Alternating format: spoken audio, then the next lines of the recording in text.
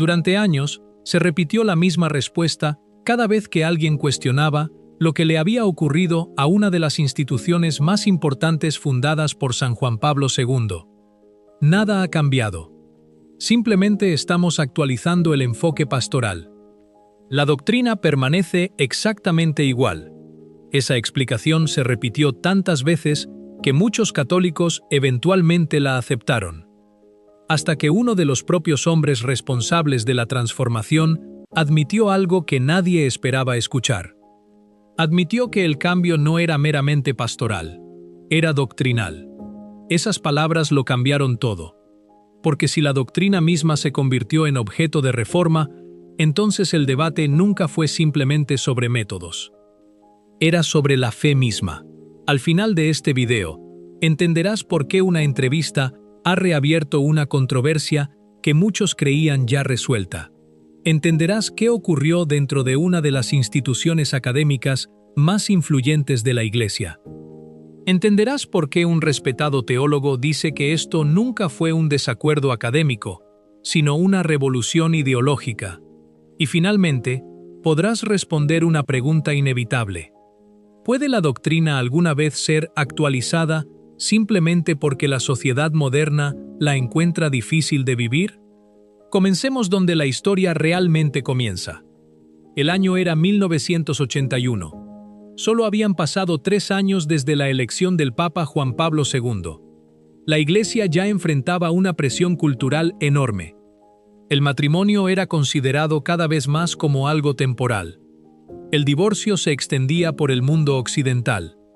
La anticoncepción artificial se había vuelto socialmente aceptable. Las leyes sobre el aborto se expandían por toda Europa y Norteamérica. Los fundamentos morales de la familia estaban siendo atacados desde todas las direcciones. Juan Pablo II entendió que responder a esta crisis requería más que discursos. Requería formación. Requería erudición. Requería una institución capaz de defender la enseñanza católica al más alto nivel intelectual. Así fundó el Pontificio Instituto Juan Pablo II para estudios sobre el matrimonio y la familia en Roma. Esto no estaba destinado a ser otro departamento universitario. Estaba diseñado para convertirse en el centro intelectual de la Iglesia para defender la enseñanza católica sobre el matrimonio, la sexualidad, la vida familiar y la teología moral. Su misión era inconfundible: profundizar la comprensión de la enseñanza perenne de la Iglesia, explicar por qué el matrimonio es indisoluble, defender Humanae Vitae, explorar la teología del cuerpo, demostrar que la verdad moral no es inventada por la cultura sino revelada por Dios. El primer presidente elegido para dirigir esta misión fue el cardenal Carlo Caffarra. Pocos hombres estaban mejor preparados. Juan Pablo II le confió personalmente la tarea. Caffarra había pasado años defendiendo Humanae Vitae frente a críticas feroces. Entendía los fundamentos teológicos del matrimonio. Entendía la teología moral. Lo más importante, entendía que el cuidado pastoral sin verdad doctrinal eventualmente pierde ambas cosas. Durante décadas, el instituto se convirtió exactamente en lo que Juan Pablo II pretendía. Estudiantes de todo el mundo viajaban a Roma.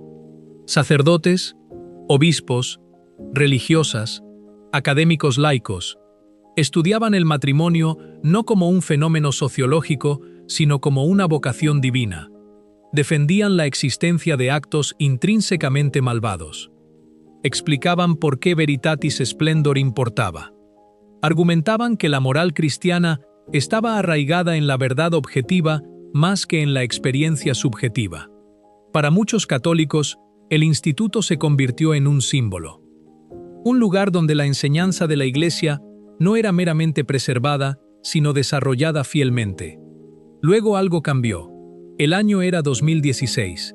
El Papa Francisco nombró al arzobispo Vincenzo Paglia para dirigir el instituto. Al principio, muchos asumieron que era simplemente un cambio de liderazgo. Toda institución eventualmente recibe un nuevo presidente.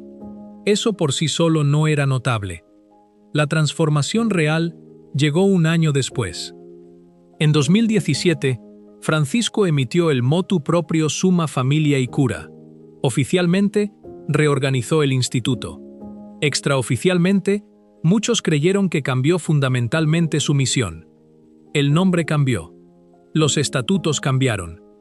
La estructura de gobierno cambió. La orientación académica cambió. Lo más significativo, el instituto se centró cada vez más en interpretar y promover Amoris Laetitia. Los partidarios describieron esto como un desarrollo natural. Los críticos vieron algo muy diferente. Creían que un instituto fundado para defender principios morales inmutables estaba siendo redirigido hacia el énfasis en el discernimiento pastoral y las situaciones excepcionales. Durante años, este desacuerdo permaneció en gran medida teórico. Cada lado describía los cambios de manera diferente. Un lado hablaba de renovación, el otro hablaba de ruptura. Ninguno podía demostrar definitivamente su interpretación. Luego llegó 2019. Lo que ocurrió ese año convenció a muchos observadores de que algo mucho más grande estaba teniendo lugar. Varios de los profesores más respetados del instituto perdieron repentinamente sus cargos. Entre ellos estaba Monseñor Livio Melina. No era meramente otro miembro del profesorado. Melina había servido como presidente del propio instituto.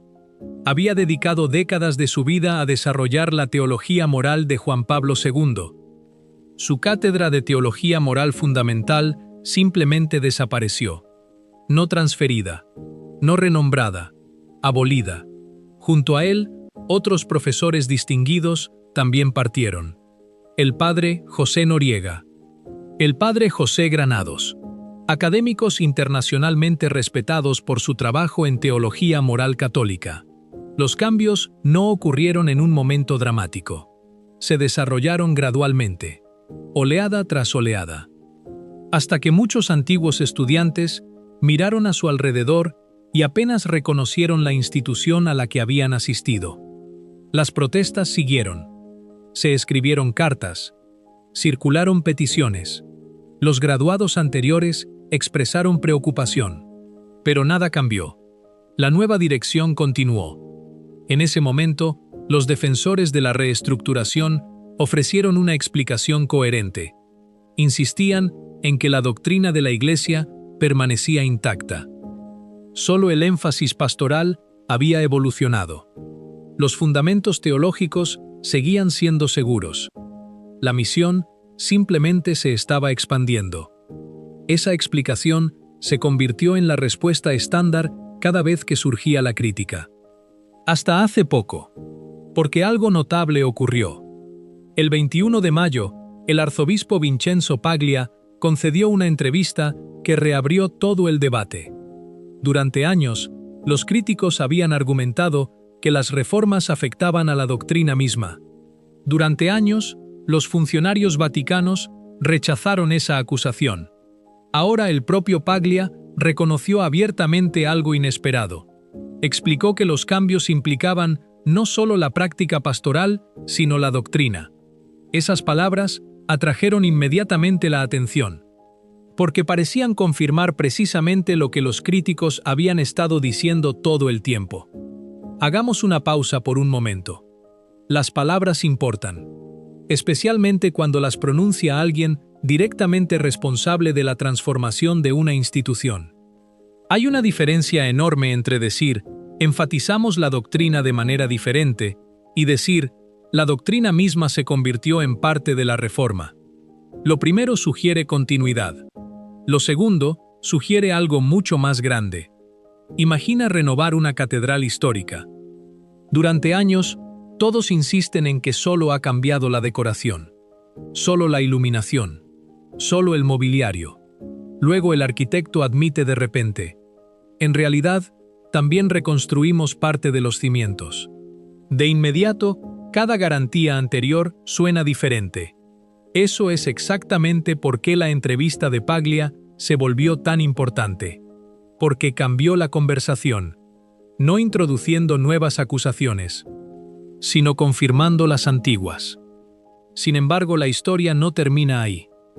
Pocas semanas después, otra voz entró en la discusión. Una voz que muchos católicos no habían escuchado públicamente en años. Monseñor Livio Melina. A diferencia de muchos comentaristas, Melina no hablaba desde fuera. Había vivido esta historia. Había enseñado en esas aulas. Había dirigido el instituto. Conocía su propósito original. Conocía a sus profesores. Conocía su tradición intelectual. Y ahora, después de años de relativo silencio, decidió que era momento de responder. Su ensayo, publicado el 19 de junio, no se limitó a criticar decisiones administrativas. Ofreció algo mucho más profundo. Una interpretación de lo que creía que había ocurrido realmente. Según Melina, la transformación nunca estuvo impulsada principalmente por el argumento teológico. Estaba impulsada por la ideología. Esa es una acusación seria. No un desacuerdo. No un debate académico. Ideología. Argumentó que la enseñanza tradicional sobre el matrimonio había llegado a ser vista por ciertas figuras influyentes como poco realista. No como falsa. No como refutada. Simplemente como demasiado difícil de vivir para las personas contemporáneas. Y una vez que se aceptó ese supuesto, todo lo demás siguió naturalmente. Porque si una doctrina se considera imposible de vivir, la tentación aparece pronto.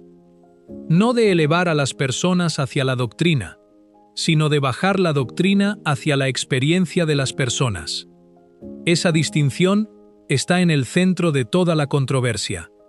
Y es precisamente ahí donde continúa nuestra historia. La pregunta ya no es si ocurrieron cambios. Los cambios son visibles. La pregunta ahora es algo mucho más profundo. ¿Por qué ocurrieron? Y quizás más importante, ¿qué visión de la Iglesia los hizo parecer necesarios? Monseñor Livio Melina cree que conoce la respuesta. Su respuesta es llamativa no por su tono, sino por su precisión. No acusa al arzobispo Paglia de cometer un error teológico en un argumento particular. Argumenta que todo el proyecto descansaba sobre una comprensión diferente de lo que se supone que debe hacer la teología moral. Según Melina, la enseñanza tradicional de la Iglesia sobre el matrimonio fue tratada gradualmente como un ideal que las personas ordinarias ya no podían alcanzar de manera realista. Ese supuesto lo cambió todo. Porque una vez que se comienza con la creencia de que la ley moral de Dios es simplemente demasiado exigente para los hombres y mujeres modernos, toda discusión teológica se mueve en la misma dirección. La pregunta ya no es, ¿qué ha revelado Cristo? La pregunta se convierte en, ¿cuánto de esta enseñanza se puede razonablemente esperar que vivan las personas contemporáneas? Esas dos preguntas pueden sonar similares. En realidad, conducen a destinos completamente diferentes. La primera comienza con la revelación. La segunda comienza con la sociología. La primera pregunta ¿qué ha mandado Dios? La segunda pregunta ¿qué encuentra aceptable la cultura moderna? Esto, argumenta Melina, es el verdadero cambio de paradigma. Durante siglos, la teología moral católica siempre ha asumido algo fundamental. Dios nunca manda lo imposible. La gracia acompaña a cada mandamiento. La debilidad humana es real. La tentación es real. El fracaso es real. Pero la gracia divina también es real. El Evangelio nunca promete que la santidad será fácil. Promete que la santidad es posible a través de Cristo. Esa convicción recorre toda la historia de la Iglesia. Los santos no se convirtieron en santos porque los mandamientos de Dios fueron rebajados para adaptarse a la debilidad humana. Se convirtieron en santos porque la gracia elevó la debilidad humana hacia los mandamientos de Dios. Ese movimiento siempre ha ido hacia arriba, nunca hacia abajo. Melina teme que algo diferente haya comenzado a ocurrir. En lugar de preguntar cómo la gracia puede elevar a la persona, la teología cada vez más pregunta cómo puede adaptarse la doctrina a la condición presente de la persona. Esa inversión lo cambia todo, porque una vez que la doctrina se vuelve lo suficientemente flexible, como para acomodar cada situación difícil, gradualmente pierde su capacidad de desafiar a nadie. El Evangelio deja de llamar a las personas a la conversión. En cambio, comienza a confirmarlas exactamente donde ya están. La historia ofrece muchos ejemplos de esta tentación. Cada generación ha creído que ciertos mandamientos eran simplemente demasiado difíciles. Los primeros cristianos vivían en un imperio romano donde el divorcio era común. La Iglesia no cambió la enseñanza de Cristo sobre el matrimonio. El mundo medieval a menudo aceptaba la violencia y la venganza. La Iglesia continuó predicando el perdón. La sociedad moderna separa cada vez más la sexualidad del matrimonio. La Iglesia continúa presentando la misma visión moral que siempre ha proclamado. No porque la cultura permanezca sin cambios, sino porque la revelación no cambia. Por eso la crítica de Melina va más allá de un instituto. Su preocupación es metodológica. Cree que una vez que la teología comienza a tratar las doctrinas difíciles como ideales poco realistas, más que como verdades reveladas, el proceso se vuelve imposible de detener. Porque toda doctrina eventualmente se vuelve difícil. Todo mandamiento eventualmente se vuelve exigente. Toda verdad eventualmente entra en conflicto con la experiencia de alguien. ¿Dónde termina el proceso? Si el matrimonio puede reinterpretarse porque la sociedad moderna lucha con el compromiso de por vida, ¿por qué no toda otra enseñanza moral? Si un mandamiento se ajusta para adaptarse a las circunstancias contemporáneas, ¿qué impide el siguiente ajuste? ¿Y el que sigue? Melina escribe que la ideología a menudo funciona como disfraz de intereses que no pueden admitirse abiertamente. Es una declaración provocadora, pero inmediatamente explica lo que quiere decir. Cree que el supuesto oculto detrás de las reformas no es que la doctrina tradicional sea falsa, más bien que es impráctica. Nótese la distinción. Nadie afirma que Cristo estaba equivocado. En cambio, se sugiere que su enseñanza puede ya no ser completamente aplicable a la vida contemporánea. Esa diferencia importa enormemente, porque una vez que la practicidad se convierte en la medida de la doctrina, el estándar cambia silenciosamente. La pregunta deja de ser ¿es verdad? Se convierte en ¿puede vivirla la mayoría de las personas?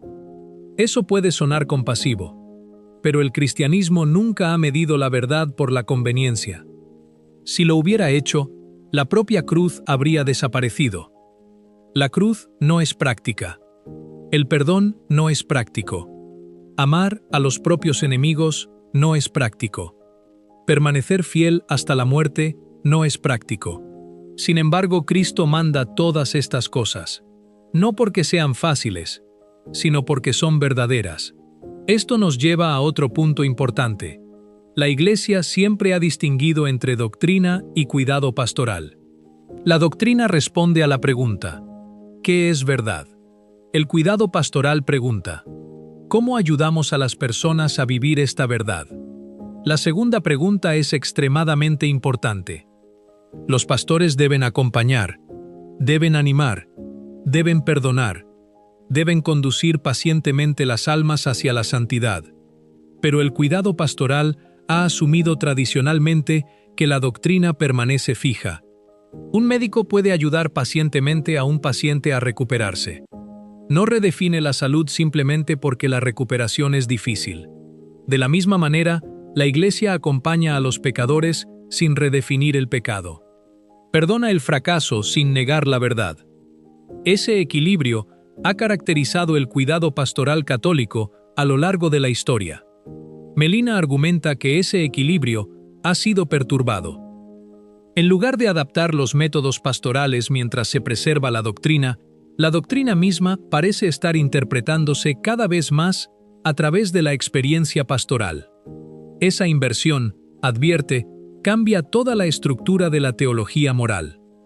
Y quizás esto explica por qué la controversia que rodea al instituto se volvió tan emotiva. Porque las personas percibieron que algo más grande que una reforma administrativa estaba teniendo lugar. No estaban discutiendo sobre profesores. Estaban discutiendo sobre los primeros principios. ¿Qué es la doctrina? ¿Puede desarrollarse la doctrina? Ciertamente. La Iglesia siempre ha enseñado el desarrollo doctrinal auténtico, pero el desarrollo auténtico significa una comprensión más profunda. No contradicción, no inversión, no reemplazar una verdad por su opuesto. San John Henry Newman lo explicó de manera hermosa. Un árbol crece, se desarrolla, se hace más grande, pero nunca deja de ser el mismo árbol. El desarrollo preserva la identidad, no la abole. Esa distinción es crucial, porque muchos católicos hoy temen que el desarrollo a veces esté siendo confundido con transformación. Uno profundiza la verdad, el otro la reemplaza. La preocupación expresada por Melina es que el instituto fundado para defender la teología moral de Juan Pablo II se convirtió gradualmente en el lugar donde esa misma teología fue cuestionada. Independientemente de si uno está de acuerdo con su valoración o no, la importancia de su testimonio no puede descartarse fácilmente. Fue testigo de estos eventos desde dentro. No comentaba desde la distancia. Experimentó la transición personalmente. Hay otro detalle que merece atención. En 2025, León XIV removió al arzobispo Paglia del liderazgo del instituto. Muchos interpretaron esto como un intento de comenzar a corregir la dirección establecida durante los años anteriores. Quizás no. El tiempo lo dirá. El liderazgo puede cambiar, pero las instituciones son más difíciles de reconstruir. Los profesores despedidos años atrás no regresan automáticamente. Las cátedras abolidas no reaparecen instantáneamente. Las tradiciones intelectuales interrumpidas requieren años, a veces décadas, para recuperarse. Remover a un administrador no puede restaurar de inmediato toda una cultura. Por eso las consecuencias de estos eventos siguen importando. No porque los católicos deseen revivir viejas controversias, sino porque las generaciones futuras recibirán su formación de las instituciones que existen hoy. Las ideas enseñadas en los seminarios se convierten en sermones. Las ideas enseñadas en las universidades se convierten en políticas diocesanas. Las ideas dan forma a los pastores. Los pastores dan forma a las parroquias. Las parroquias dan forma a las familias. Por eso importan las instituciones. Influyen silenciosamente en el futuro mucho antes de que alguien note los resultados. Sin embargo, a pesar de todo, queda una razón importante para la esperanza. La Iglesia ha soportado crisis teológicas antes. Escuelas enteras de pensamiento han surgido y desaparecido. Las instituciones han florecido y declinado. Las universidades han cambiado de dirección. El Evangelio ha permanecido. Las palabras de Cristo sobre el matrimonio permanecen exactamente como estaban cuando las pronunció por primera vez. Lo que Dios ha unido, que no lo separe el hombre. Esas palabras no dependen de profesores, no dependen de institutos, no dependen de programas académicos. Pertenecen a Cristo. Y porque pertenecen a Cristo, perduran. Quizás esa sea la lección más profunda de toda esta historia. Los edificios pueden renovarse. Las instituciones pueden reorganizarse. El profesorado puede ser despedido. Los estatutos pueden reescribirse. Pero la verdad revelada no puede reescribirse mediante decreto administrativo. Puede oscurecerse. Puede descuidarse. Puede ignorarse. Pero no puede dejar de ser verdadera. Los fieles, por lo tanto, no deben desesperar ni amargarse. Deben estudiar la fe, leer las Escrituras, leer el Catecismo, leer las grandes encíclicas de la Iglesia, aprender por qué existe la enseñanza católica antes de escuchar argumentos para cambiarla. Porque una doctrina comprendida es mucho más difícil de abandonar que una doctrina meramente heredada. Comenzamos con una admisión notable. Un prelado superior reconoció que la transformación del instituto implicó a la doctrina misma. Esa confesión ha reabierto una conversación importante. No sobre personalidades, no sobre política, sino sobre si la enseñanza moral de la Iglesia es algo que debe protegerse o algo que debe ser continuamente reformado por la historia. Durante 2000 años, la Iglesia ha respondido esa pregunta de la misma manera.